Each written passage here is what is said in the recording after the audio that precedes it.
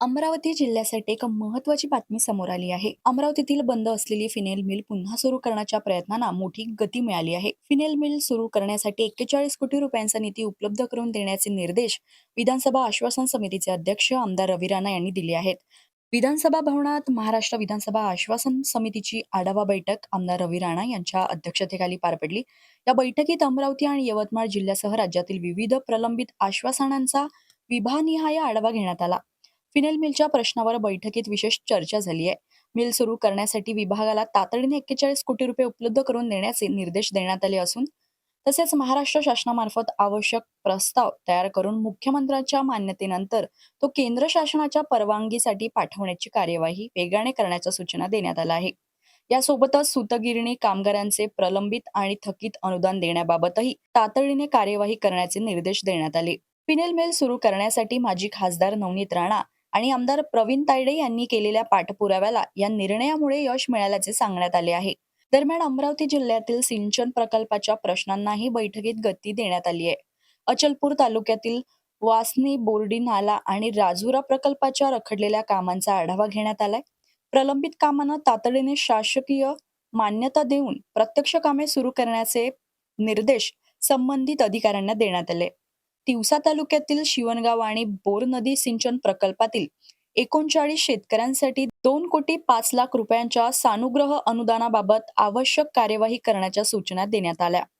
अमरावती शहरातील छत्री तलावाच्या सौंदर्यीकरणाचाही प्रश्न बैठकीत चर्चेत आलाय. तलाव परिसरात आवश्यक सुविधा उपलब्ध करून देण्यासोबतच चौकीदाराची नियुक्ती करण्याचे निर्देश महानगरपालिका प्रशासनाला देण्यात आले.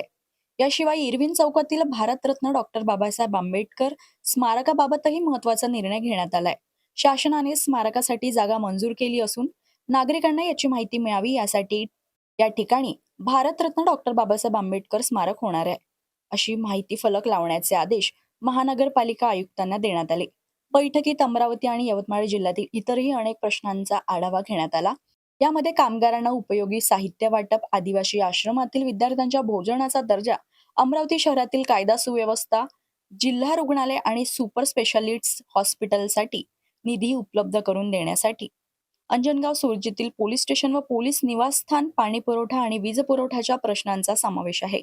तसेच तसेच कामातील गैरव्यवहार, सातुर्णा औद्योगिक वसाहतीतील भूखंड विक्रीतील अनियमितता आणि विविध विकास कामातील आर्थिक गैरव्यवहाराचा तक्रारीची माहिती अधिकाऱ्यांकडून घेण्यात आली. बैठकीत आमदार रवी राणा यांनी स्पष्ट निर्देश दिले की विधानसभेत सरकारने दिलेली आश्वासने केवळ कागदोपत्री राहत नाहीत. जनतेशी संबंधित प्रश्नावर तातडीने कार्यवाही करून निश्चित कालमर्यादेत अहवाल सादर करावा आणि सर्व विभागांनी परस्पर समन्वय साधून प्रलंबित प्रश्न मार्गी लावावेत. एकूणच फिनेल मिलसाठी 41 कोटीचा निधी, सिंचन प्रकल्पांना प्रशासकीय मान्यता, त्याचबरोबर 39 शेतकऱ्यांसाठी 2,05,00,000 रुपयाच्या अनुदानाची कार्यवाही आणि अमरावतीतील नागरिक विकास कामांना गती देण्याचे निर्देश देण्यात आले. आता या निर्णयाची प्रत्यक्ष अंमलबजावणी किती वेगाने होते आणि फिनेल मिल पुन्हा सुरू करण्याच्या दिशेने पुढील पाऊल कधी पडते याकडे अमरावतीकरांचे विशेष लक्ष लागले आहे.